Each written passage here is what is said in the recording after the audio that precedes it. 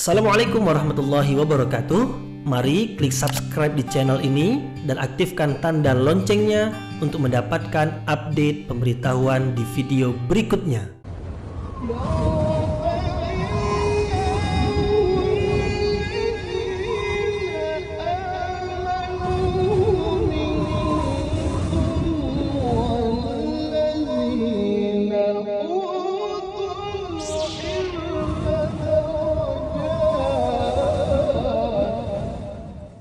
A'udzu billahi minasyaitonir rajim. Bismillahirrahmanirrahim. Assalamualaikum warahmatullahi wabarakatuh. Alhamdulillahirabbil alamin wa bihi nasta'inu ala umurid dunya waddin nasta'inuhu wa nastaghfiruh wa na'udzu billahi min syururi anfusina wa min sayyiati a'malina. فمن يهده الله فلا مضل له ومن يضلل فلا هادي له أشهد أن لا إله إلا الله وحده لا شريك له وأشهد أن محمدا عبده ورسوله لا نبي بعده أما بعد. Puji syukur kehadirat Allah Subhanahu wa taala yang masih melimpahkan rahmat dan nikmatnya. Kita bersyukur dengan mengucapkan Alhamdulillahi Rabbil Alamin. Kemudian tidak lupa pula bersalawat kepada Rasulullah dengan mengucapkan Allahumma salli ala Sayyidina Muhammad wa ala ali Sayyidina Muhammad. Dan bersalam kepada Rasulullah dengan mengucapkan Assalamu alayka ya Rasulullah. Alhamdulillah kita dapat kembali meneruskan pengajian tafsir ayat-ayat suci Al-Quran yang insya Allah kita akan teruskan kepada ayat yang ke-120 sampai ayat yang ke-126 dari surah Al-A'raf, yaitu masih lagi menerangkan tentang kisah Nabi Musa alaihissalam yang diutus kepada Fir'aun dan kaumnya. Sebelum ini juga telah diterangkan tentang kisah Nabi Musa alaihissalam sebagai kisah yang ke-6 diterangkan oleh Allah secara berturut-turut di dalam beberapa ayat sebelum ini. Setelah kisah Nabi Nuh, Nabi Hud, Nabi Saleh, Nabi Lut, Nabi Shu'aib. Nah, sekarang pula kisah Nabi Musa alaihi salam. Nabi Musa menyampaikan kebenaran kepada Fir'aun, yaitu mentauhidkan Allah Subhanahu wa taala. La ilaha illallah, tidak ada Tuhan yang patut diibadati dengan kebenaran kecuali Allah. Tetapi Fir'aun menolak kebenaran yang disampaikan oleh Nabi Musa alaihi salam. Nabi Musa dibekali oleh Allah dengan mukjizat sebagai bukti kerasulannya, yaitu tongkat dilempar berubah menjadi ular, kemudian tangan dikeluarkan dari pakaian, kemudian bercahaya, bersinar. Tetapi Fir'aun dan kaumnya tidak juga mau menerima kebenaran, yaitu Nabi Musa sebagai Rasul Allah. Kemudian malah menuduh Nabi Musa alaihi salam sebagai seorang tukang sihir. Maka untuk mengalahkan Musa, maka mereka pun mengumpulkan ahli-ahli sihir seantero negeri Mesir. Maka berkumpullah banyak sekali tukang sihir.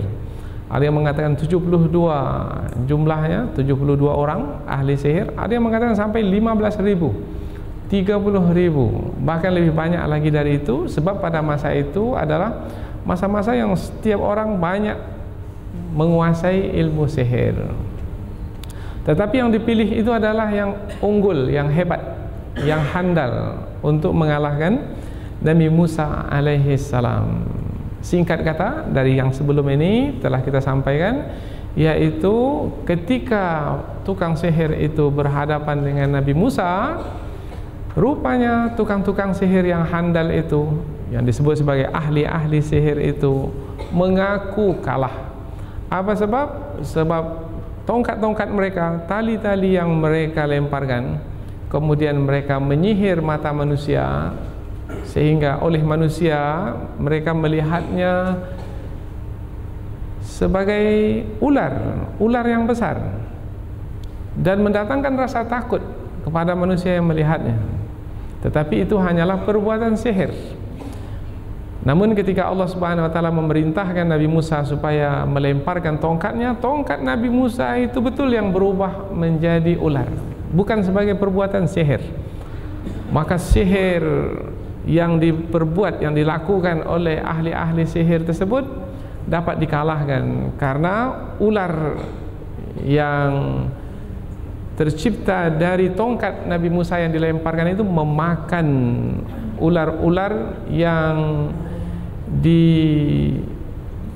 disihirkan atau yang dibuat oleh ahli-ahli sihir itu menjadi ular-ular yang dipandang oleh manusia dan menerkamnya satu persatu sehingga habis. Maka ahli-ahli sihir itu melihat, ini bukan sihir yang dilakukan oleh Musa ini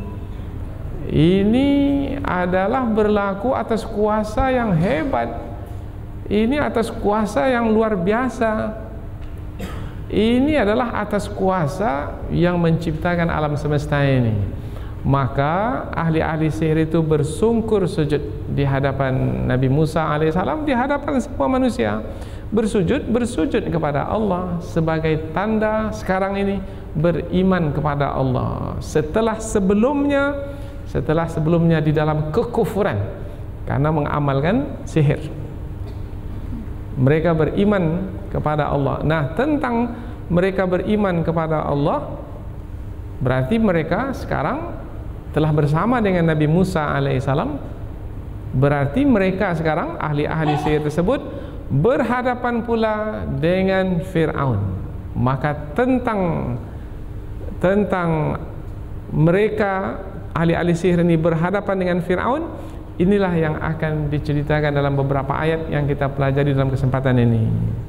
Mereka sekarang telah beriman, tetapi apa yang akan mereka tanggung?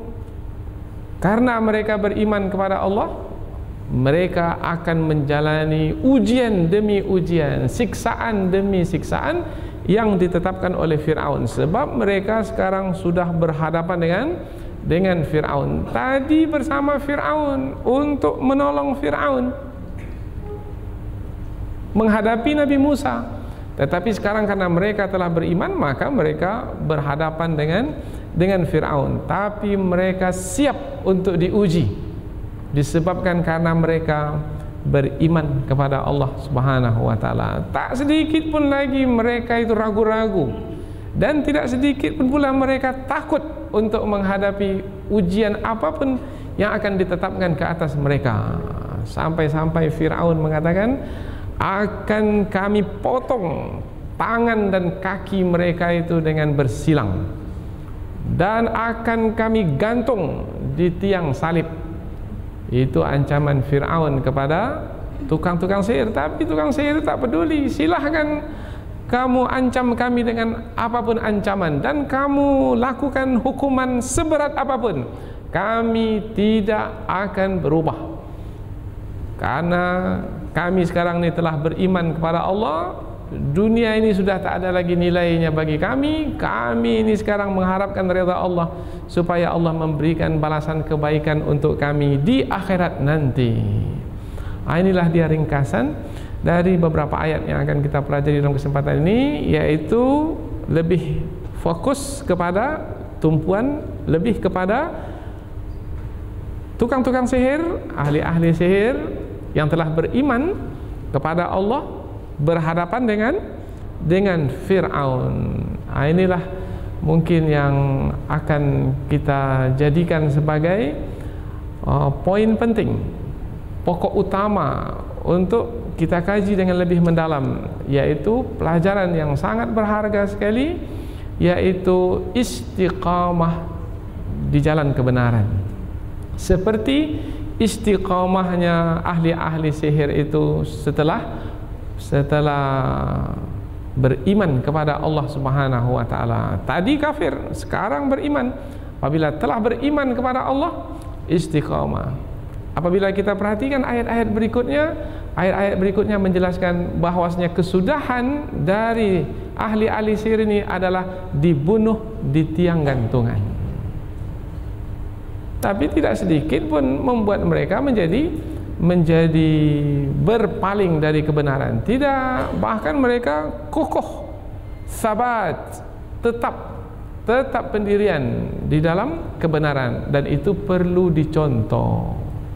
Yaitu jangan sekali-kali berubah di dalam berjuang demi mempertahankan kebenaran, karena itu adalah konsekuensi, itu adalah resiko di dalam beriman kepada Allah Subhanahu wa taala. Sebagai bukti benarnya keimanan kita kepada Allah tidak berubah hanya disebabkan karena siksaan atau hukuman.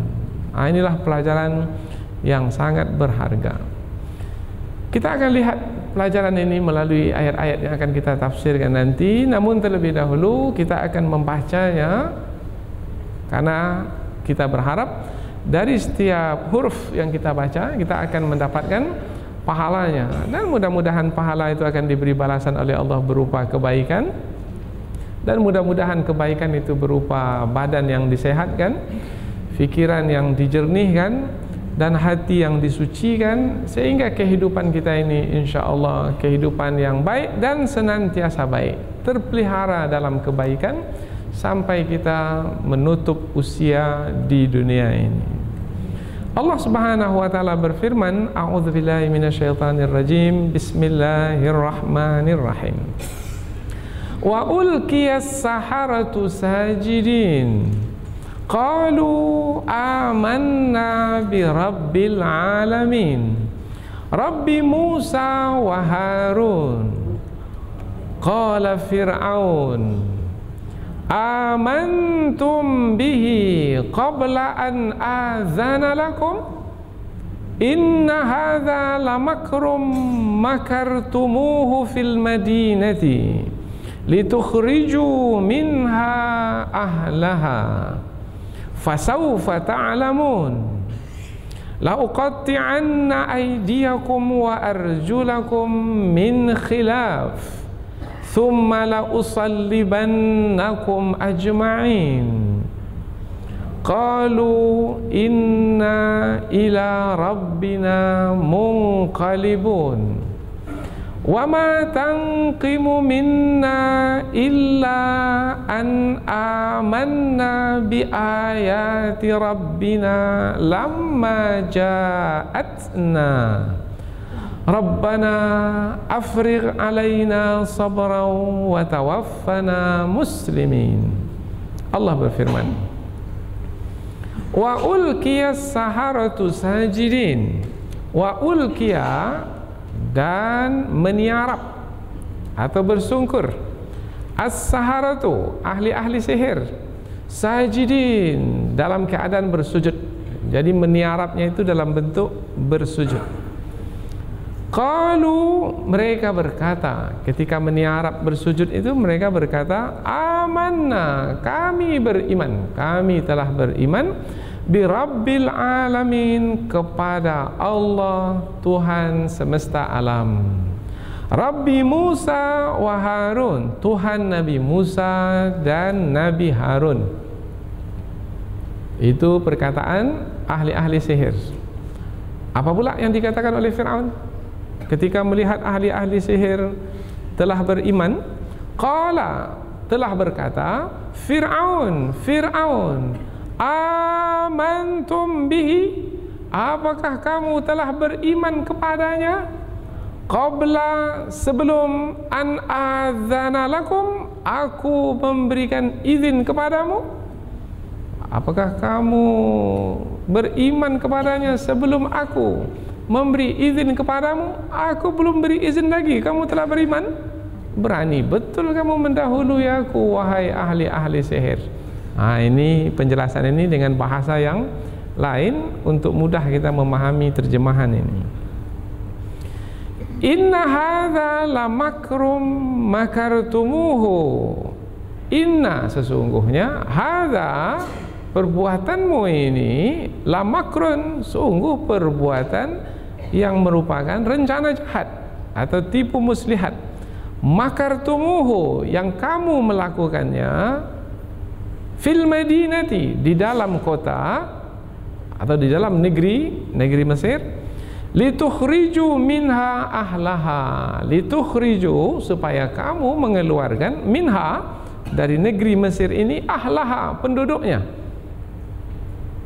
Nampaknya kamu berkonspirasi ini dengan Musa untuk mengeluarkan kami penduduk Mesir ini dari negeri Mesir ini. Ini perkataan Fir'aun, tuduhan kepada ahli-ahli sihir tersebut. Maka setelah menuduh, menyampaikan tuduhan, Fir'aun pula mengatakan, fasaufa ta'lamun, fasaufa, maka kelak akan, ta'lamun, kamu mengetahui apa yang akan kamu terima dari perbuatanmu ini. Oh, ini ancaman ini. Jadi setelah menuduh, mengancam. La uqatti'anna aydiyakum wa arjulakum min khilaf. La uqatti'anna, demi aku akan potong-potong, aydiyakum, tangan kamu, wa arjulakum, dan kaki kamu, min khilaf, secara terbalik. Secara terbalik ini, tangan kanan kamu aku potong dan kaki kiri kamu aku potong. Terbalik namanya itu. Atau tangan kiri kamu aku potong dan kaki kanan kamu aku potong. Terbalik. Aku akan potong-potong. Thumma la usallibannakum ajma'in. Thumma, kemudian, bukan hanya memotong dengan terbalik, la usallibannakum, sungguh aku akan menyalib kamu, membunuh kamu di tiang gantungan. Ajma'in, semuanya tanpa terkecuali. Berapa banyaknya tukang sihir tadi? 15.000. 15.000 akan kubunuh di tiang salib. Oh, ini ancaman Fir'aun. Karena dia yang berkuasa di Mesir, maka apapun bisa dia lakukan. Qalu, bagaimana pula jawaban dari ahli-ahli sihir ini setelah mendengarkan tuduhan dan ancaman Fir'aun? Qalu, mereka ahli-ahli sihir itu berkata, inna ila rabbina munqalibun. Inna, sesungguhnya kami, ila rabbina, kepada Tuhan kami, munqalibun, kami kembali. Peduli apa kami dengan ancamanmu, wahai Fir'aun? Hebat. Ini dia yang gagah perkasa, bukan pengecut. Orang pengecut tak ada tempat di dalam Islam. Dan pengecut itu tak ada kaitannya dengan keimanan. Wa ma tankimu minna illa an amanna bi ayati rabbina lamma ja'atna. Ini masih perkataan ahli-ahli sihir. Wa ma tankimu minna, dan tidaklah kamu menyalahkan kami, wahai Fir'aun.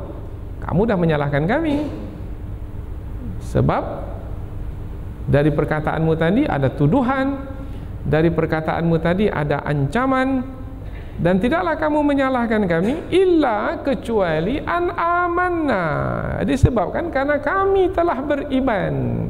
Oh, jadi sebabnya kamu mengatakan perkataan itu, wahai Fir'aun, karena keimanan kami bi ayati rabbina, kepada ayat-ayat Tuhan kami, tanda-tanda kekuasaan Tuhan kami yang kami saksikan sendiri, yaitu mukjizat yang ada pada Nabi Musa alaihi salam itu.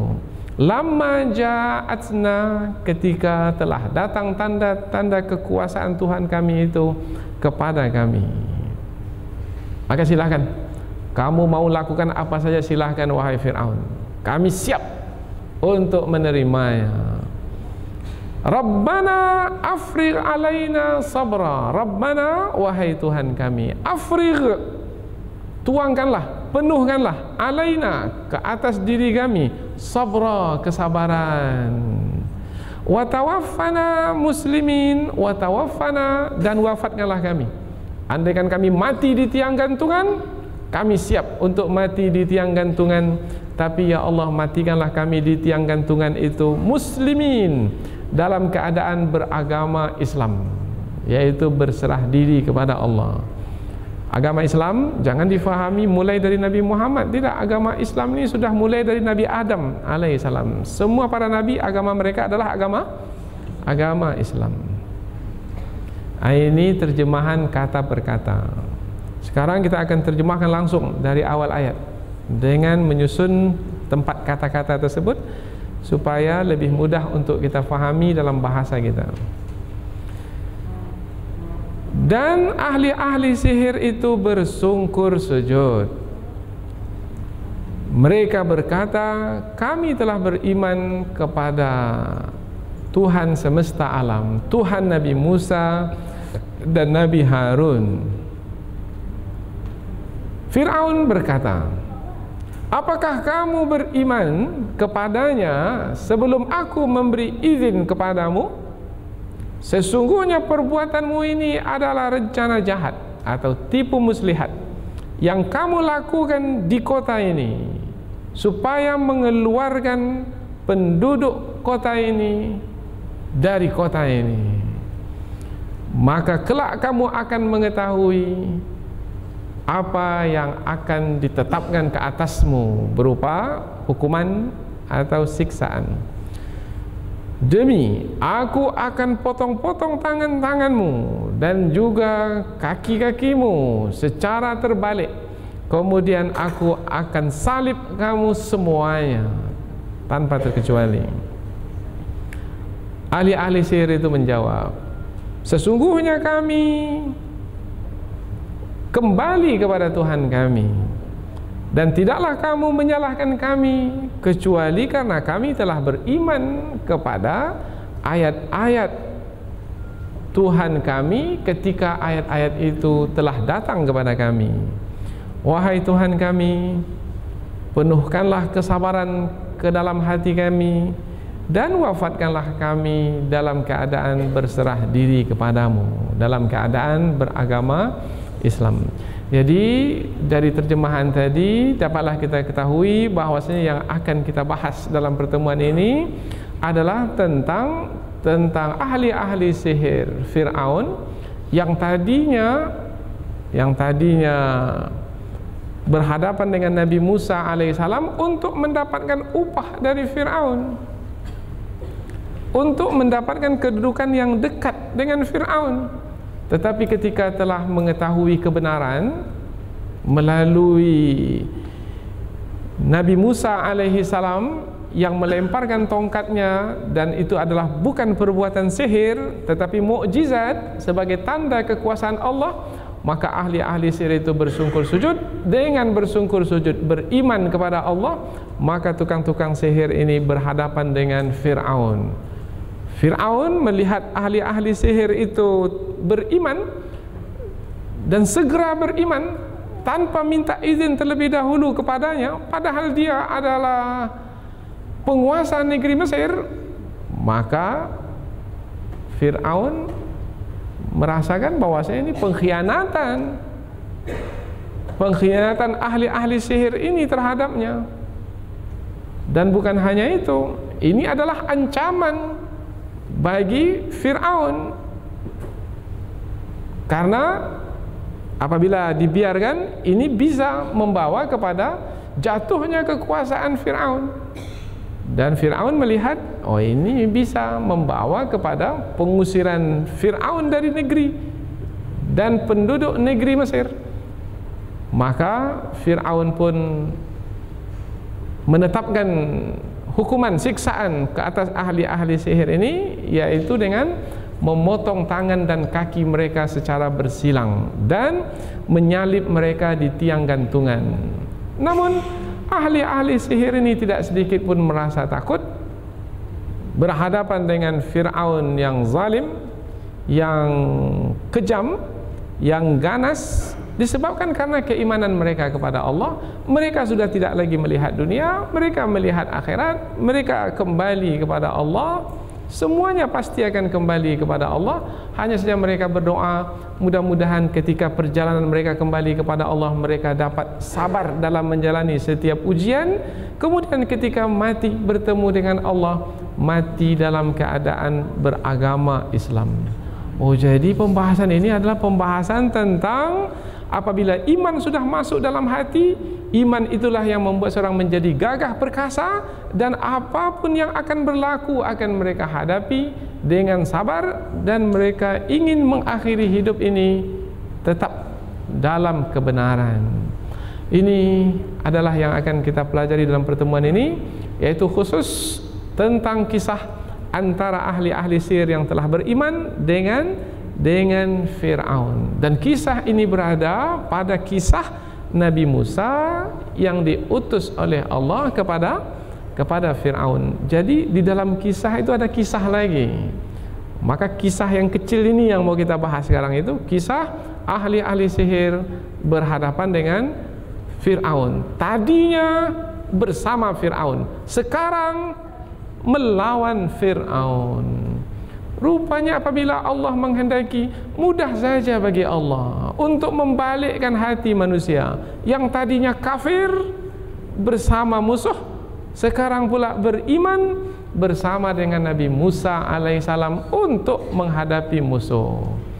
Maka kita percaya kepada qada dan qadar. Segala sesuatu sudah ditetapkan sejak zaman azali. Yang kafir berubah menjadi beriman, dan yang beriman berubah menjadi kafir, murtad. Semua itu sudah ditetapkan oleh Allah. Ini apabila kita lihat kepada konsep qada dan qadar. Tetapi bila kita lihat pada kenyataan hidup kita di dunia ini, hendaklah kita menggunakan akal fikiran. Dan apabila kita telah mengetahui kebenaran, maka ikutilah kebenaran tersebut. Tirulah, contohlah ahli-ahli sihir, tapi jangan tiru, jangan contoh Fir'aun dan pemuka-pemuka kaumnya. Sudah mengetahui kebenaran, tapi tak mau mengikuti kebenaran. Tetap angkuh, tetap dengki, bahkan malah memerangi orang-orang yang mengikuti kebenaran. Padahal akhirnya Fir'aun, bagaimana akhirnya Fir'aun ketika ditenggelamkan di dalam laut? Akhirnya Fir'aun itu beriman kepada Allah, tapi imannya itu iman yang terlambat. Maka jangan terlambat beriman. Sudah mau mati baru beriman. Jangan, cepatlah mengetahui kebenaran sekarang beriman. Jangan tunggu pensiun baru beriman. Jangan. Sudah tak ada lagi kuasa di tangan baru beriman. Terlambat. Sekarang tengah-tengah berkuasa, beriman dan berjuanglah membuktikan keimanan itu ketika kita masih lagi hidup di dunia ini. Hidup ini sebentar, sekejap, sementara sekali. Dan apa yang kita buat sekarang ini, itulah yang akan kita terima di akhirat nanti. Jadi jangan lihat dunia ini sebatas dunia ini, tapi lihatlah dunia ini untuk kampung akhirat nanti. Inilah sekedar mukaddimah dari ayat-ayat yang akan kita pelajari ini. Mengapa kita sampaikan mukaddimah ini agak panjang sedikit?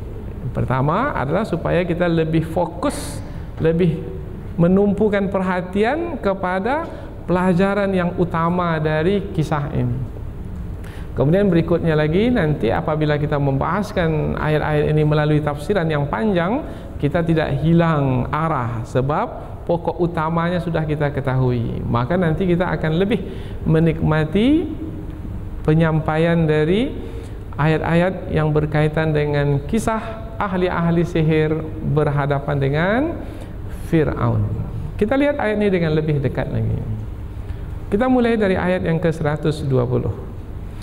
Wa ulqiyas saharatu sajidin. Wa ulqiyas saharatu, dan ahli-ahli sihir itu meniarap. Meniarap maknanya tadinya berdiri, sekarang tidak. Sekarang ini bersungkur, merendahkan diri. Sajidin, bersujud. Nah, kalau disebut bersujud bermakna meletakkan kening yang mulia ini, wajah yang mulia ini di tempat yang paling rendah, di tempat yang biasa diinjak-injak oleh manusia, bumi.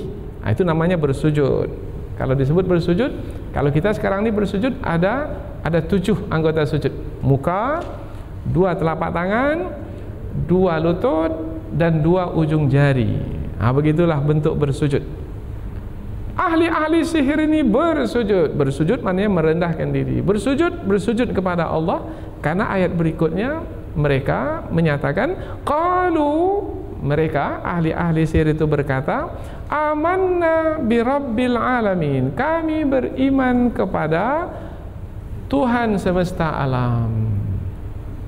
Mengapa mereka mengatakan kami beriman kepada Tuhan semesta alam? Sebab kami sudah melihat sekarang tanda kekuasaan Tuhan semesta alam itu sudah kami lihat sekarang ini, yaitu melalui apa yang dilakukan oleh Nabi Musa itu.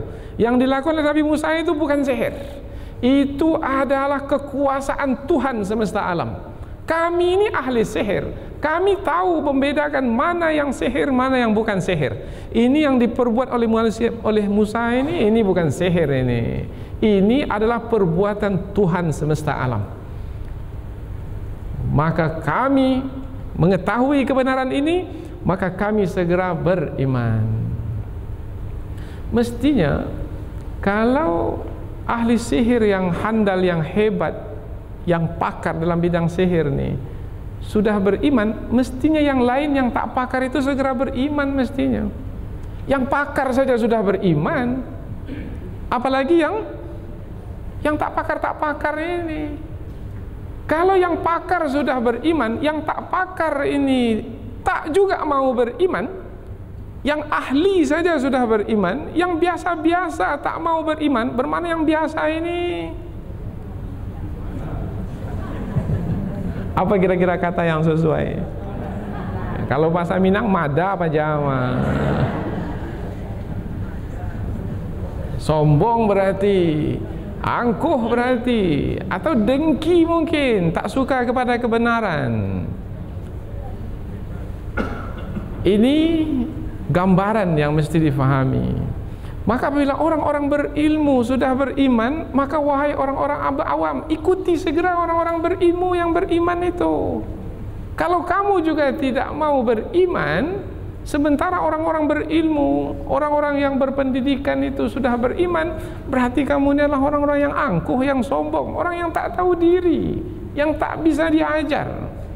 Berarti kamu ini adalah orang-orang yang betul-betul tidak dimakan nasihat dan peringatan.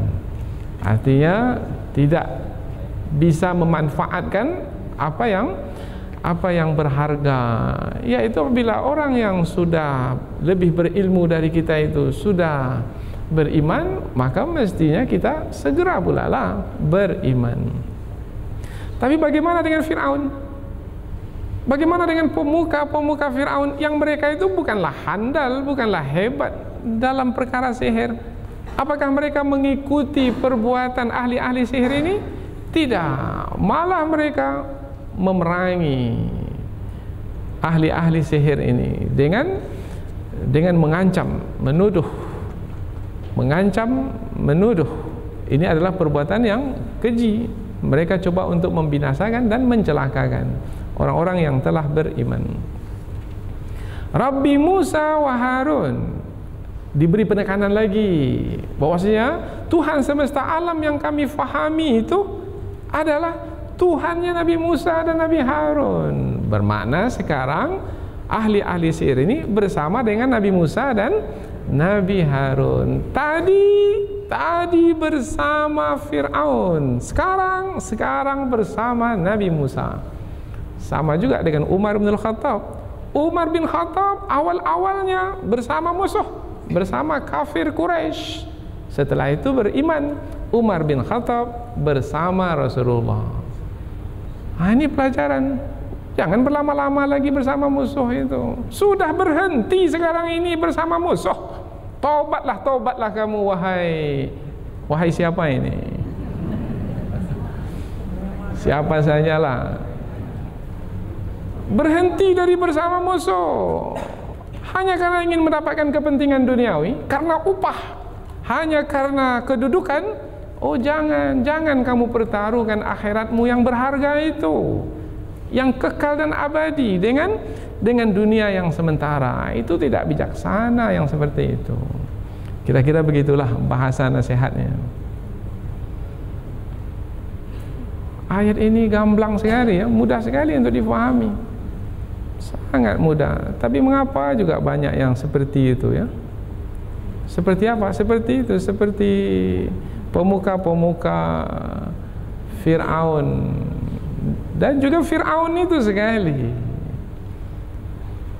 Qala Fir'aun, Fir'aun telah berkata, amantum bihi qabla an azana lakum. Apakah kamu telah beriman kepadanya? Kepada Tuhan Nabi Musa dan Nabi Harun? Karena itu yang dikatakan oleh ahli-ahli sihir. Atau beriman kepada Nabi Musa, kepada kebenaran yang dibawa oleh Nabi Musa alaihissalam sebelum aku mengizinkanmu. Tadi kamu minta upah kepadaku kalau kamu menang.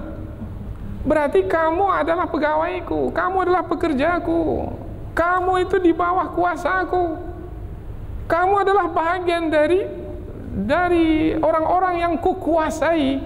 Kalau kamu adalah termasuk ke dalam orang-orang yang kukuasai, kemudian mesti kamu kalau buat sesuatu minta izin aku dulu. Kalau bahasa sekarangnya, aku ini bos kamu ini. Kamu mesti izin bos dulu kalau buat sesuatu.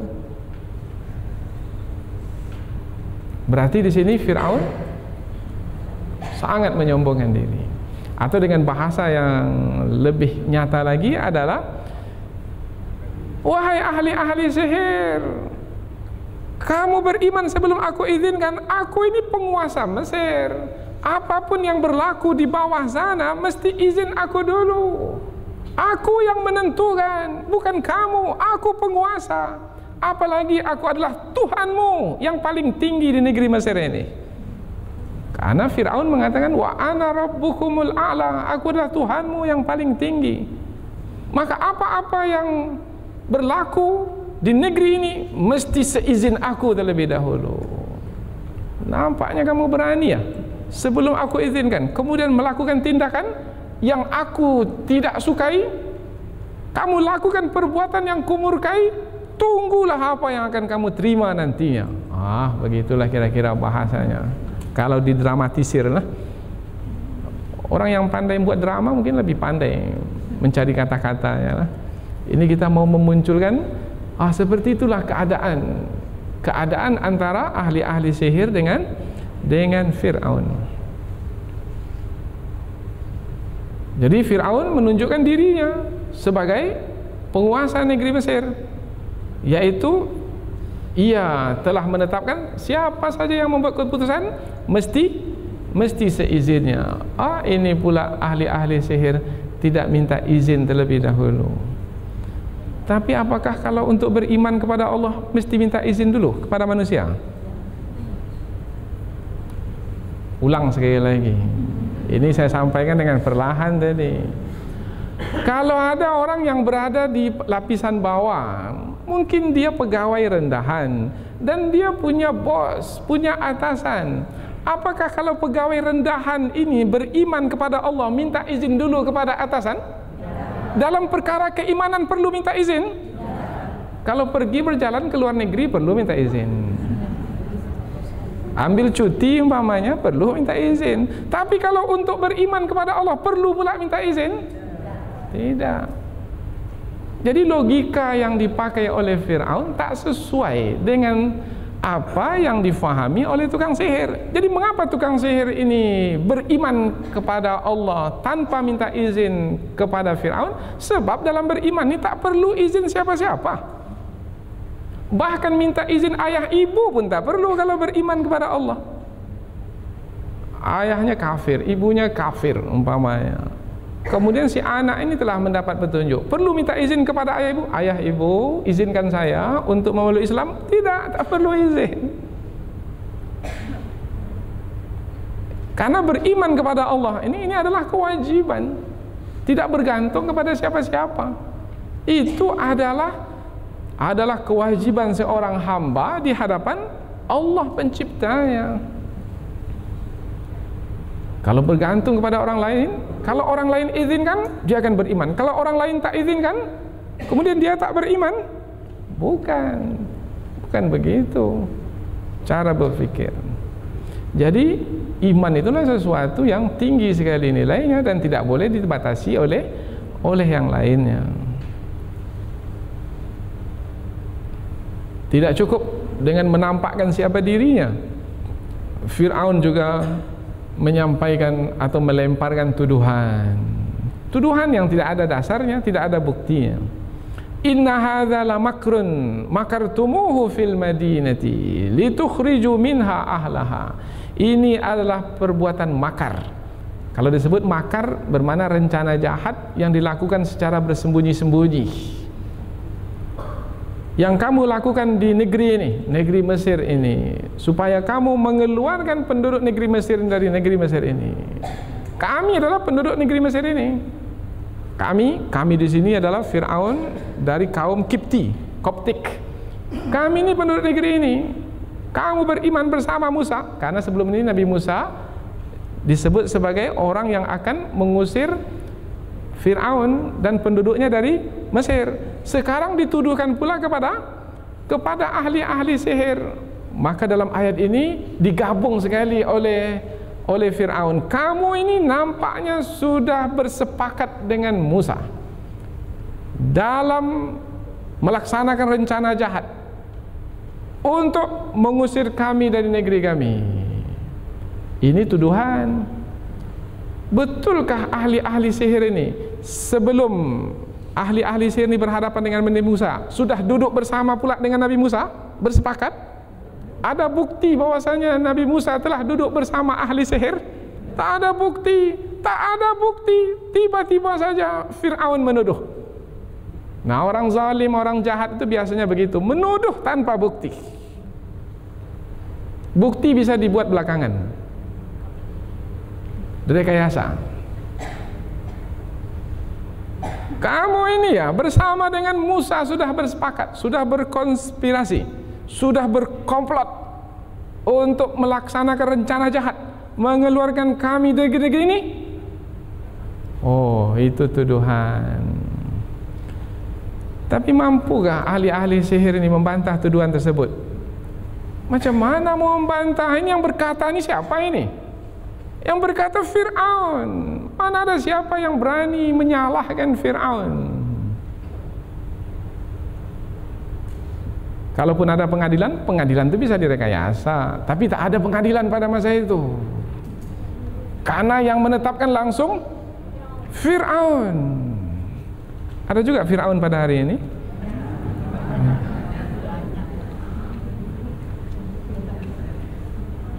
Fasaufa ta'lamun.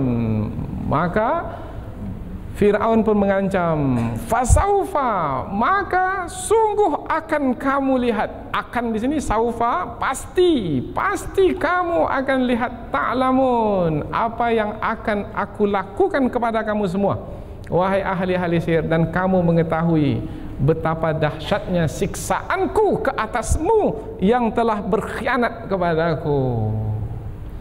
Berat ancaman itu. Tetapi bagi ahli sihir berat? Tidak. Apa yang meringankan? Iman yang dalam hati itu yang membuatnya menjadi ringan. Dari mana kita tahu? Dari ayat berikutnya. La uqatti'anna aydiyakum wa arjulakum min khilaf. La uqatti'anna. La ini lamul qasam. Lam qasam ini maknanya sumpah. Fir'aun bersumpah. Bermakna kalau bersumpah bermakna betul-betul tegas. Ada penekanan yang kuat. Sungguh demi uqatti'anna, aku akan potong-potong. Bukan aku potong ya, tapi akan aku potong-potong. Kalau potong bermakna aqta, tapi ini uqatti', ada tasydid di sini. Nah, kalau ada tasydid ini, karena di dalam kaidah tafsir Al-Quran, ziyadatul mabna tadullu ala ziyadatil makna. Kalau berubah bentuk kata itu, ada tambahan, maka bertambah pula makna yang ada dalam kata itu. Kalau aqta, maknanya aku memotong. Tapi uqatti' memotong-motong. Apa beda memotong dengan memotong-motong? Kalau memotong sekali saja, kalau memotong memutilasi banyak kali. Itu akan kulakukan kepadamu, karena kamu telah beriman kepada Tuhan Nabi Musa dan Harun. Aku akan potong-potong, sungguh. 2 kali sungguh. Dari mana kita tahu 2 kali sungguh? Ada nun taukid. La, sungguh. La uqatti'anna, aku potong-potong. Na, sungguh akan ku potong-potong aidiakum, tangan-tangan kamu itu. Tangan. Wa arjulakum, kaki. Dahsyat sekali, bukan ditembak macam itu di tiang gantung, enggak, dipotong-potong. Ada pernah melihat seperti apa orang yang dipotong-potong? Oh, sangat mengerikan, sangat menakutkan. Itulah hukuman yang diancamkan kepada ahli-ahli sihir. Tapi mereka menjadi takut? Tidak. Min khilaf, secara terbalik. Karena tangan dan kaki disebut, kemudian disebut secara terbalik. Berarti kalau tangan kanan yang dipotong-potong, tangan kanan yang dipotong-potong, berarti kaki kiri juga ikut sekali dipotong-potong. Berarti tinggal lagi tangan kiri dengan kaki kanan. Nah, kalau sudah begini kan sudah susah keadaan seseorang itu. Ini untuk menerangkan beratnya atau dahsyatnya, kerasnya siksaan yang akan ditetapkan. Ini ancaman kepada ahli sihir. Kemudian kalau disebut juga min khilaf, kalau tangan kiri yang dipotong-potong, berarti kaki kanan yang dipotong-potong. Summa, kemudian, apakah sampai setakat itu? Tidak. Summa, kemudian, la usallibannakum, aku akan gantung kamu. Sallibanna, salib, aku akan salib kamu di tiang gantungan. Belum mati lagi tadi, baru tangan dan kaki dipotong-potong. Belum mati. Untuk mati digantung di tiang salib, ajma'in, semuanya tanpa terkecuali. Tak ada yang akan terlepas dari hukumanku ini. Oh, nampaknya Fir'aun ini betul-betul marah nampaknya. Betul-betul murka. Murka besar. Dan tidak memiliki belas kasihan lagi. Dan memang orang yang zalim itu tak ada belas kasihan. Mereka ini sudah tidak menggunakan akal fikiran lagi. Yang mereka gunakan adalah logika syaitan, yaitu menindas, menganiaya. Dan ini adalah perbuatan yang sangat buruk dan tercela sekali. Hukuman potong bersilang ini adalah hukuman yang diberlakukan ke atas orang yang merampok di tengah jalan. Orang yang merampok di tengah jalan, merampas harta di tengah jalan, pada hari ini disebut dengan istilah apa? Begal. Nah, begal itu di dalam Islam hukumannya adalah tangan kanan dipotong, kaki kiri dipotong. Itu hukuman begal dalam Islam. Atau tangan kiri dipotong dan kaki kanan dipotong. Jadi hukuman begal itu yang ditetapkan ke atas ahli-ahli sihir ini oleh Fir'aun melalui mahkamah. Tak perlu mahkamah, tak perlu pengadilan. Fir'aun langsung turun tangan. Kalau ada mahkamah juga pada hari ini, itu mahkamah mainan saja. Kalau bos pertama sudah menetapkan, tak ada siapa yang di bawah boleh membantah. Kezaliman sepanjang zaman seperti itu. Tak susah untuk memahaminya, karena petunjuk dari Al-Quran sudah ada. Entah kalau kita tak faham ya. Kalau yang faham, tak akan mungkin lagi untuk memahami yang lain. Inilah dia pemahaman yang sebenarnya. Dan ini kita dapatkan bukan dari satu dua tafsir, tapi dari banyak tafsir kalangan para ulama. Tak akan mungkinlah para ulama sebanyak itu, dan tak ada yang memahami yang lain. Berarti ini adalah yang sebenarnya. Tapi karena kita tak pernah mengaji tafsir sampai ke ayat ini, tak pernah tahu. Akhirnya kita tertipu terus, terpedaya terus. Sehingga ketika kita melihat ada dahulu Saddam Hussein dihukum gantung, mati, maka kita menganggapnya, ini sudah berlaku pada masa dahulu. Di Mesir ada seorang ahli tafsir digantung di dalam penjara. Siapa namanya?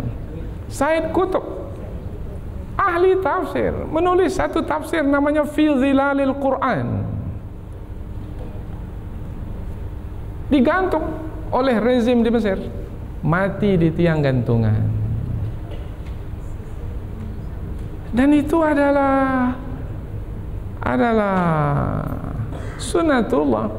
Sekarang juga kita banyak pejuang kebenaran, tetapi mereka itu ditangkap ratusan banyaknya sekarang ini, kemudian dibawa ke tiang gantungan untuk dibunuh. Jangan heran, jangan terkejut. Apa sebab? Sebab semua ini sudah berlaku semenjak dahulu. Seperti mana berlaku ke atas ahli-ahli sihir yang dibunuh oleh Fir'aun di Mesir dahulu. Qalu inna ila rabbina munqalibun. Qalu, bagaimana sikap ahli-ahli sihir ini setelah mendengar tuduhan dan ancaman Fir'aun? Apakah mereka menjadi takut? Kemudian mereka kembali kepada kekufuran setelah mereka beriman? Qalu inna ila rabbina munqalibun. Sesungguhnya kami kepada Tuhan kami. Kalau disebut kepada Tuhan kami, bermakna kaitannya dengan keimanan. Munqalibun, kembali. Kami akan mendekat kepada Tuhan kami dan tidak akan mendekat kepadamu, wahai Fir'aun. Silakan kamu melakukan apa saja yang kamu akan lakukan. Iqdi ma anta qadin, innama taqdi hadhil hayatad dunya. Ini seperti yang disebut dalam surah Thaha ayat yang ke-72. Silahkan kamu menetapkan apa saja yang kamu tetapkan. Sesungguhnya kamu hanya menetapkan kehidupan dunia ini, tetapi tidak yang berkaitan dengan akhirat. Yang berkaitan dengan akhirat yang menetapkannya adalah Allah. Kami kembali kepada Allah Tuhan kami. Gagah perkasa. Siapa orang itu sekarang ya? Ada orang seperti itu sekarang? Yang diancam tak berubah. Dengan ancaman apapun, tidak sedikit pun berubah. Tetap pendirian. Qalu inna ila rabbina munqalibun. Biasanya kita dengar kalau kita ditimpa musibah, inna ila rabbina rajiun. Biasanya lah, inna lillahi wa inna ilaihi rajiun. Sebenarnya sama maknanya ini. Sesungguhnya kita datang dari Allah dan kita kembali kepada Allah. Mengapa ini yang kita sebut? Ketika kita diuji dengan musibah-musibah, kadang-kadang musibah yang berat sekali, mungkin musibah kematian dengan penyakit kita yang parah umpamanya.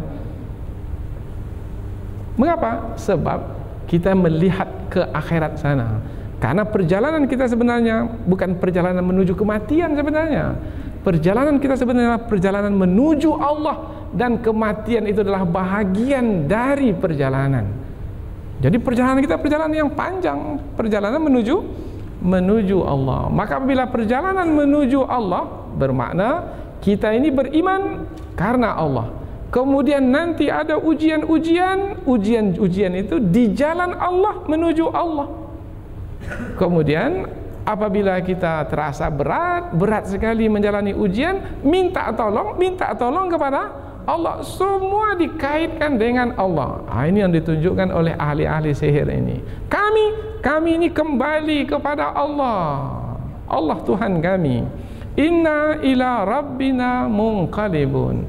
Sesungguhnya kami ini kembali kepada Tuhan kami.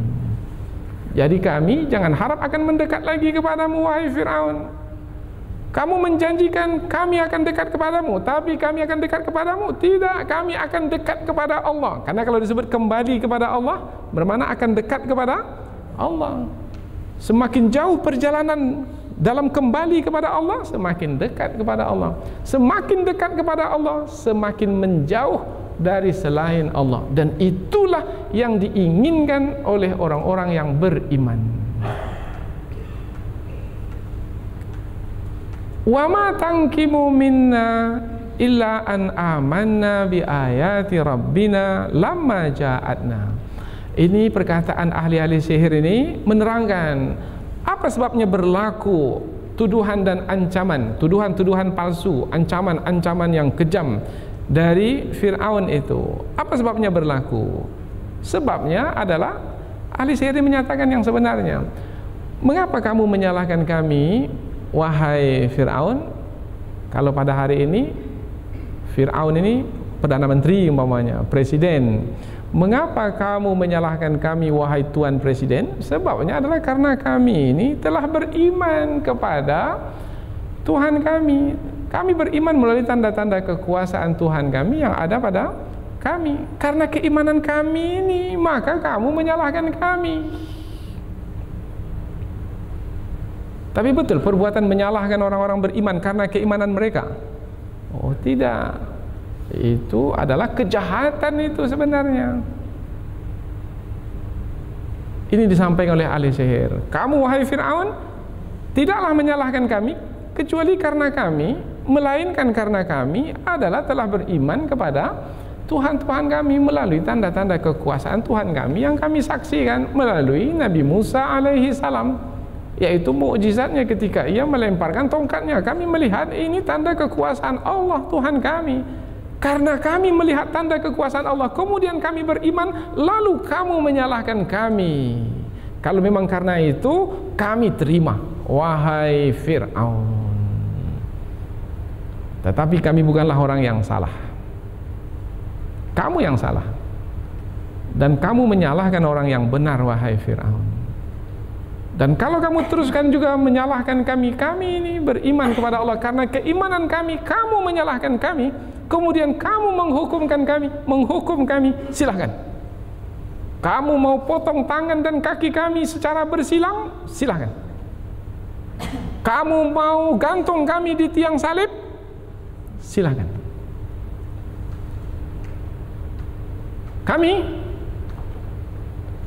Kami hanya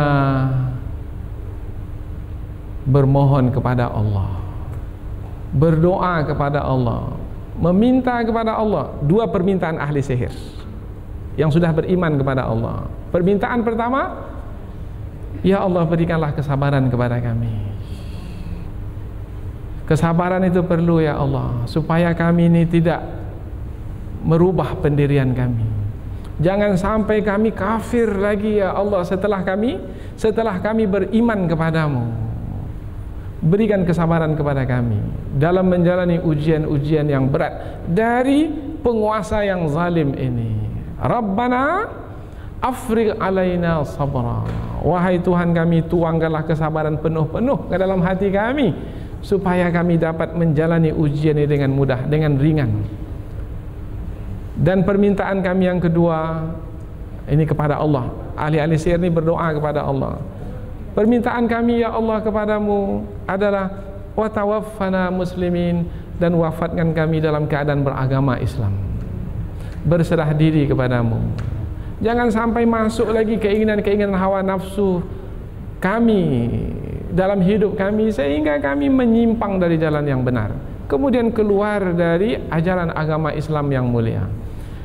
Berikanlah istiqamah kepada kami ya Allah. Tetapkan pendirian kami sehingga kami meskipun nanti mati di tiang gantungan disalib oleh Fir'aun yang zalim ini, tetaplah hendaknya kami ya Allah mati dalam keadaan beragama Islam. Ini biasa selalu disebut oleh khatib di hari Jumat. Wala tamutunna illa wa antum muslimun, dan janganlah kamu mati kecuali kamu dalam keadaan beragama Islam. Jadi ahli-ahli sihir ini tak peduli lagi dengan Fir'aun. Silahkan kamu wahai Fir'aun mau melakukan apa saja, silahkan. Ahli sihir ini sudah sibuk dengan keimanannya kepada Allah. Apa yang akan berlaku. Kemudian ahli sihir ini memohon kepada Allah, ya Allah, apa yang akan berlakulah, tapi tolong kami ya Allah. Tolong kami dengan berikan kesabaran kepada kami. Tolong kami supaya kami tetap istiqamah, sehingga kami mati dalam keadaan beragama Islam, berserah diri kepadamu ya Allah. Ini adalah contoh antara orang-orang yang jujur dalam beriman. Seperti kejujuran ahli-ahli sihir dalam beriman kepada Allah.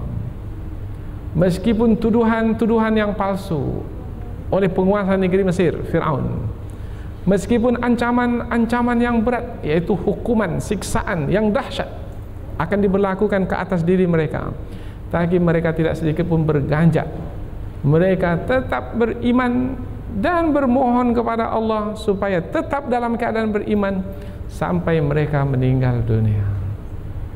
Dan kejadian-kejadian ini mungkin akan kita saksikan di sepanjang zaman, dan adalah tinta emas bagi orang yang mengikuti jejak ahli-ahli sihir ini, karena ia adalah yang dipuji oleh Allah Subhanahu wa taala di dalam kisah Al-Qur'an. Ia adalah sebagai contoh dan teladan. Kisah bukanlah diterangkan oleh Allah untuk menjadi mainan telinga begitu saja, tidak. Untuk menambah pengetahuan, tidak. Contoh untuk kehidupan kita sehari-hari. Karena Al-Quran itu hendaklah dibawa sebagai petunjuk dalam kehidupan. Dan inilah yang akan membuat kita menjadi ringan dalam menjalani hidup. Jadi Al-Quran ini meliputi banyak perkara, ya. Banyak sekali perkara. Ini perkara berkaitan dengan bertahan menghadapi musuh Islam. Banyak lagi perkara keluarga, perkara ekonomi, perkara berbagai macam perkara. Maka semua aspek dalam kehidupan disebutkan dalam Al-Quran. Maka kita tak perlu lagi buku yang lain sebenarnya. Cukup Al-Quran. Kemudian kita dapatkan penjelasan dari hadis Rasulullah tentang apa sebenarnya yang terkandung dalam Al-Quran. Melalui Al-Quran dan hadis ini, insya Allah hidup kita menjadi hidup yang bermakna, hidup yang berharga, hidup yang akan membawa kita kepada keselamatan di dunia ini dan keselamatan di akhirat nanti. Subhanakallahumma wa bihamdika, asyhadu an la ilaha illa anta wa astaghfiruka wa atubu ilaik. Wassalamualaikum warahmatullahi wabarakatuh.